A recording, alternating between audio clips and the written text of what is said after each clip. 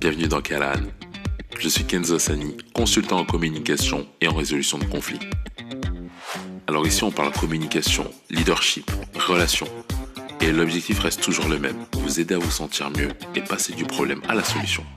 Que vous soyez en pleine transition, confronté à des challenges ou même en quête de bien-être, Callahan est là pour vous guider. C'est un peu comme un maître Yoda mais avec une voix plus stylée. Alors installez-vous confortablement, mettez-vous à l'aise et c'est parti pour l'épisode du jour. Let's go. Alors, j'ai une question à vous poser. Ou plutôt, j'ai une question à te poser. Est-ce que tu veux qu'on te fasse confiance ? C'est une vraie question. Hein. Est-ce que tu veux qu'on te fasse confiance ? Tu peux mettre pause et ensuite répondre. Et ensuite, j'aurai une deuxième question. Et je vais te demander d'être vraiment honnête, mais sincèrement honnête. Est-ce que tu miserais sur toi ? Est-ce que tu te fais confiance à toi-même ? Parce qu'en fait, ce qui se passe, c'est qu'à un moment donné, dans tous ces sujets en lien avec les confiances dans les relations, il y a un endroit où on est souvent désaligné. Je t'explique. Je vais prendre l'exemple d'un chef d'entreprise. Un chef d'entreprise, un entrepreneur. En fait, l'entrepreneur, à un moment donné, il va hésiter sur ses prix. Ou alors, il va surlivrer par peur d'être rejeté. Ou alors, à un moment donné, il va se mettre à justifier des choses avant même qu'on lui demande. Et à un moment donné, on pense que le problème souvent vient des autres. Mais en même temps, dans les traditions anciennes, dans des traditions ancestrales, en fait, il y a des personnes qui ont écrit sur les relations humaines et qui ont montré qu'en fait, l'homme est un miroir absolu pour l'homme. Et ce que ces anciens voulaient dire, c'était que, en fait, on projette quasiment tout le temps nos relations et c'est jamais une question de stratégie, contrairement à ce qu'on essaie de nous montrer. Parce que oui, à un moment donné, la science a besoin d'expliquer tout ce qu'elle ne comprend pas. Mais c'est souvent simplement par le fait d'un état intérieur. Parce que oui, la confiance que tu inspires, c'est le reflet exact de la confiance que tu vas habiter. Et pas celle que tu affiches, celle que tu habites, celle que tu incarnes. Et ça, c'est quelque chose qui, malheureusement, n'est pas visible. Et du coup, on va trouver des raisons pour lesquelles les personnes ne nous font pas confiance. Là, ce que je vais te partager, et je vais te demander vraiment de le prendre sérieusement. Parce que ce que je te partage, je vais te partager 6 dynamiques. On va appeler ça des clés. Alors, c'est pas issu que de mon travail, c'est issu du travail d'un de mes mentors qui s'appelle Laurent Combalbert, qui est un des meilleurs experts en négociation au monde. Il a travaillé avec les forces spéciales, avec le RAID, avec le GIGN, enfin bref. D'autres experts aussi qui ont écrit sur ce sujet, sur l'influence, la manipulation, les relations. Et en fait, ces 6 leviers-là, ils vont te permettre de comprendre à quel endroit il y a un problème de confiance dans tes relations et essentiellement dans tes relations business. Mais sache que tu peux le mettre en place dans le couple, tu peux le mettre en place dans tes relations perso, tu peux le mettre en place dans tes relations familiales. Mais par contre, sache-le, plus la relation est intime, plus ça va être délicat. Et plus il te faudra un avis extérieur. Parce qu'à un moment donné, quand il y a les émotions, le discernement n'est malheureusement plus là chez certaines personnes. Donc en fait, les six dynamiques, les 6 clés, c'est celle-là.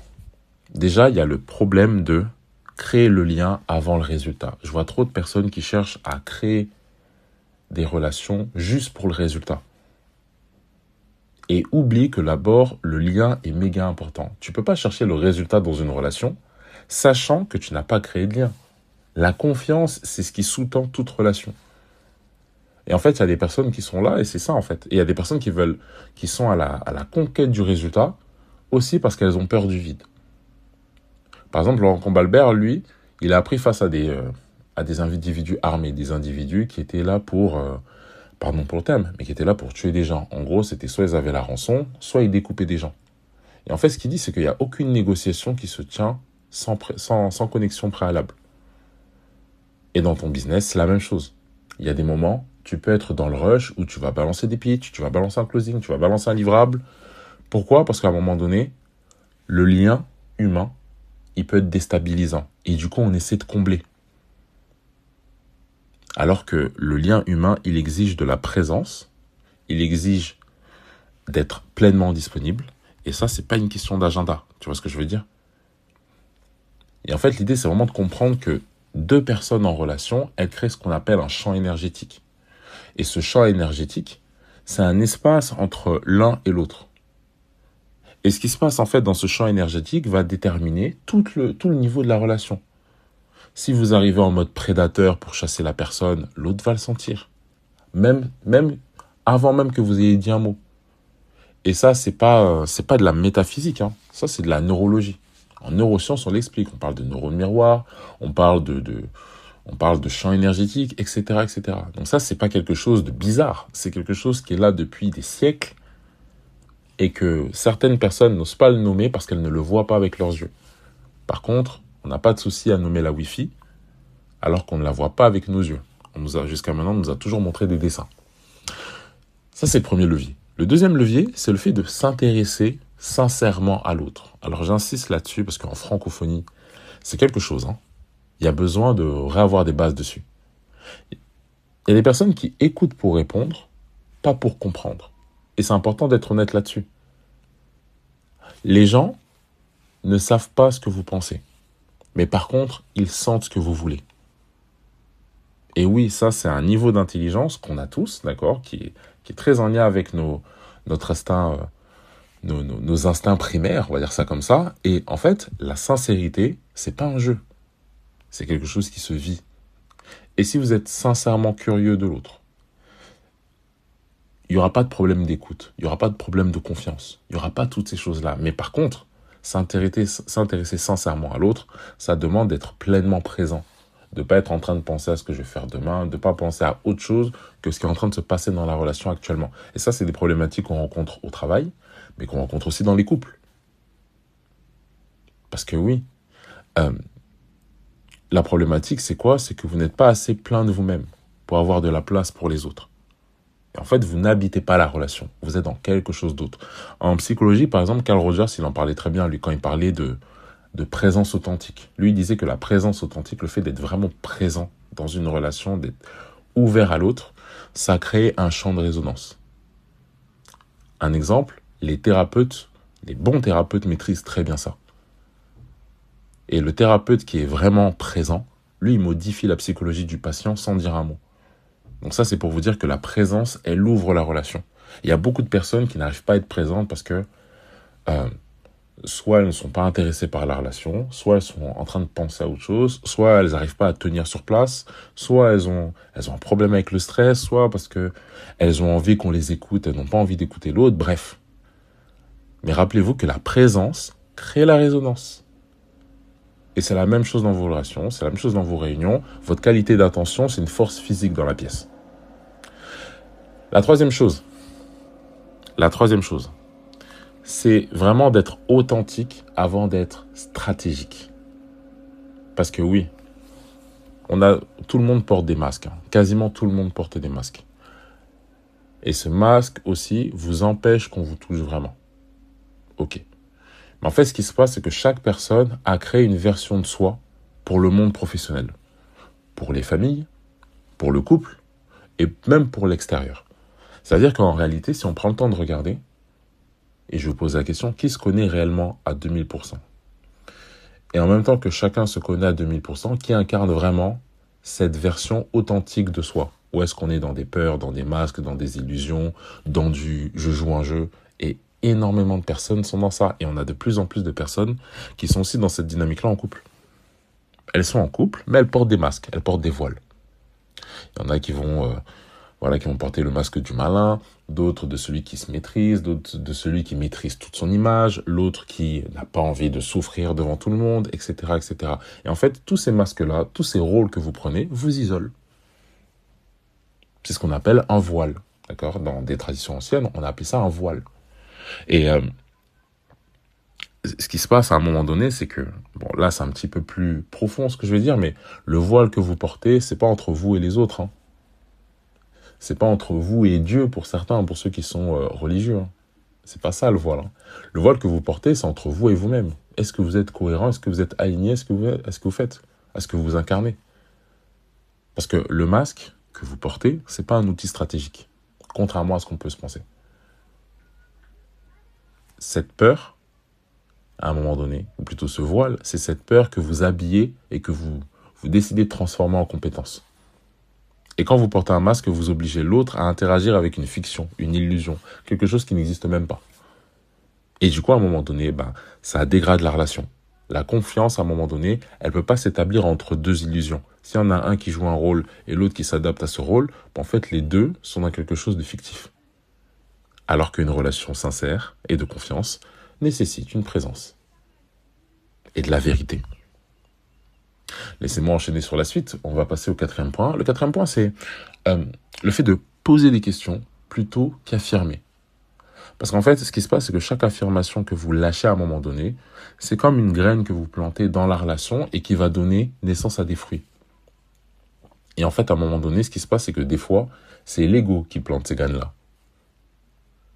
Alors qu'une question, elle ouvre un espace dans la relation. Elle ouvre quelque chose de plus grand, dans lequel on peut créer davantage de liens. Une affirmation, ça va plus fermer des portes. Par exemple, en négociation de crise, lorsque vous voulez gérer une crise à un moment donné, on voit des situations où on arrive à dénouer les choses en quelques mots bien posés, mais sous forme de questions.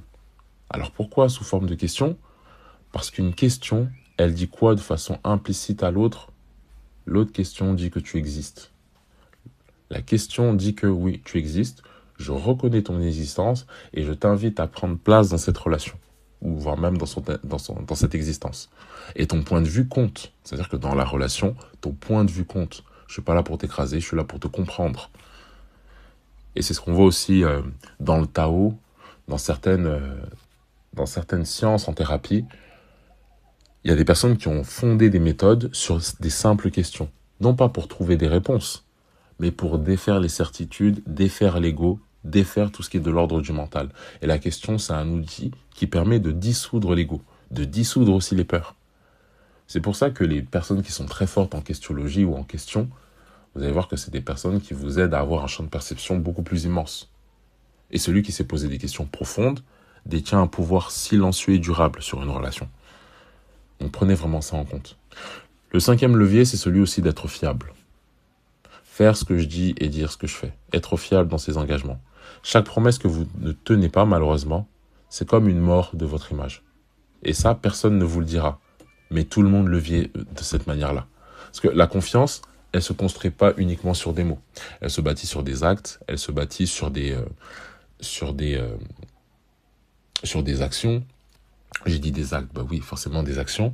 Et elle se bâtit sur les actes aussi qui suivent les mots. Il y a un entrepreneur que j'apprécie beaucoup qui s'appelle Gary Vee, qui dit que en fait, les gens ne vous écoutent plus aujourd'hui. Ils vous observent. Et vraiment, regardez, les gens vous observent. Ils ne vous écoutent plus. Regardez juste les réseaux sociaux. Les gens vous observent, mais ne vous écoutent pas. N'écoutent pas le message que vous leur transmettez.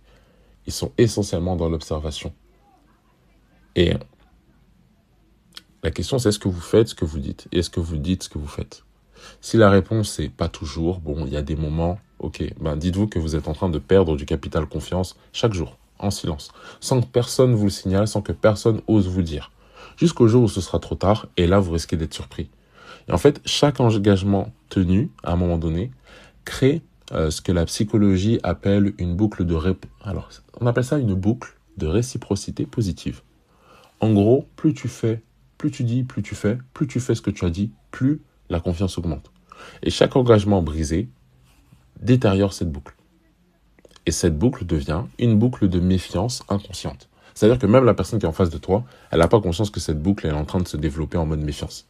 Et ces boucles, quand elles s'accumulent sans être verbalisées, en fait, tu vas voir que ça va très vite détériorer les relations. Et il y a des relations qui meurent comme ça, par des petites trahisons de gauche à droite, des choses qu'on a vues à gauche, mais qu'on n'a pas verbalisées, des choses qu'on a vues chez l'autre, etc. Et il y a des personnes qui pensent que parce que ce n'est pas dit, les autres ne le voient pas. Non, les personnes voient tout. Je répète, les personnes voient tout, même les enfants. Et le sixième levier, c'est celui de la manipulation. Et vraiment, ne jamais manipuler. Vraiment. Alors, comment savoir qu'on manipule ? Vous savez, en vrai, vous savez quand vous manipulez. Votre corps le sait. Votre ventre le sait. Votre mental vous le dit. Alors, je vois beaucoup de personnes faire la différence entre parler d'influence et pas de manipulation, etc. Influencer, c'est orienter en respectant la liberté de l'autre. Manipuler, c'est tromper en le niant. C'est aussi mentir. Et en fait, vous allez voir que la frontière, elle est fine. Il y a des personnes qui disent, bon, non, je suis dans l'influence, je suis pas dans la manipulation, ou d'autres qui vont dire, il est dans la manipulation, il n'est pas là pour m'influencer, etc., etc. En fait, la frontière, elle est méga fine. Mais vous allez vous rendre compte d'une chose, c'est que les personnes qui ne se maîtrisent pas, qui ne se contrôlent pas, elles n'ont même pas conscience à quel moment elles sont dans la manipulation et dans l'influence. Pourquoi? Parce qu'elles sont même pas déjà conscientes d'elles-mêmes. Elles sont dans des schémas, dans des relations où elles-mêmes, elles n'arrivent pas à comprendre ce qui ne va pas chez elles. Donc, laissez-moi vous dire une chose, et ça n'engage que moi. Pour moi, beaucoup de personnes qui disent être dans l'influence sont beaucoup dans la manipulation. Non pas parce qu'ils veulent manipuler en direct, parce qu'il y en a qui sont vraiment dans la manipulation affirmée, mais parce qu'en fait, ils n'ont même pas conscience d'eux-mêmes. Et ils ne sont même pas conscients des intentions qu'ils ont dans une relation. Ils ont ce qu'on appelle des intentions cachées, des intentions, des non-dits. Ils sont dans des problématiques émotionnelles, cognitives, ou que eux-mêmes n'ont pas conscience. Donc du coup, ils sont forcément dans une forme de manipulation. Alors il y en a, ils vont dire manipulation inconsciente. Je ne vais pas dire la manipulation inconsciente, parce que ce serait trop facile de dire ça. Mais il y a beaucoup de personnes qui sont dans le fait de vouloir manipuler les gens. Je parle des personnes qui sont dans le contrôle. Je parle des personnes qui sont dans des blessures émotionnelles très fortes. Je parle aussi des personnes qui, à un moment donné, cherchent plus à comprendre les autres que eux-mêmes. Vous voyez, tous ces types de personnes-là, ils cherchent quelque part à manipuler les gens. Et des fois, il y en a qui se mentent un peu à eux-mêmes. Et il y avait un ancien qui s'appelle Ibn Arabi qui enseignait ça. Il disait que toute action faite contre sa propre nature laisse une trace dans l'âme. Et c'est une forme d'injustice intérieure. Et en fait, quand vous manipulez, vous abîmez pas simplement la relation, c'est surtout vous que vous abîmez. Et les autres le voient, les autres le captent. Pas de façon rationnelle, mais leur corps le capte. Donc en fait, c'est vraiment ça. L'idée, c'est vraiment de comprendre que la confiance, elle se gagne goutte par goutte, mais elle se perd en litres. Étant donné qu'on arrive à la fin de ces 6 leviers-là, ce sera intéressant là que je vous pose une ou deux questions pour que vous puissiez repartir avec une piste d'introspection là pour ces prochaines minutes, ces prochaines heures, voire ces prochains jours. Alors, la question que je vais vous poser là, c'est pas des questions rhétoriques. Non, l'idée, c'est vraiment de regarder ce qui se passe intérieurement et de prendre un temps, juste pour regarder ce qui se passe dans ton système.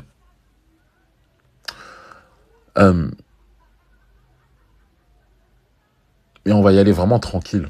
La question que j'aurais à te poser, c'est la suivante. La question, c'est la suivante. J'en ai une qui vient d'arriver et elle est super intéressante. La question, c'est de quoi est-ce que j'ai peur? En fait, par rapport aux peurs que j'ai. Et je t'invite à me poser pour toi, mais je la pose aussi pour moi là. Par rapport à toutes ces peurs que j'ai, par rapport à tout ce que je sais de moi, qu'est-ce que je ne veux pas que l'autre voie chez moi? Quelle est la partie de ma personnalité que je ne veux pas que l'autre voie de moi? Alors j'entends des personnes qui vont dire « Ouais, mais Kenzo, quand tu parles de l'autre, tu parles de qui? Est-ce que tu parles de mon compagnon? Est-ce que tu parles de ma compagne? Est-ce que tu parles de mon frère, de ma soeur, de ma mère, de ma tante, du voisin, de l'autre ?» Non, quand je dis l'autre, c'est tous ceux qui sont à l'extérieur. Qu'est-ce que je ne veux pas que les autres voient de moi? Et prends le temps de le nommer et de dire pourquoi est-ce que tu ne veux pas.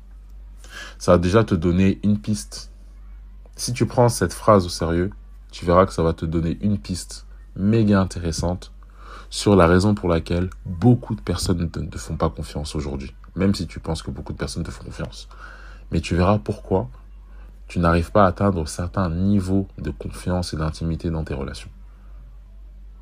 Et comme à l'accoutumée, si tu sais pas, n'hésite pas à m'envoyer un message.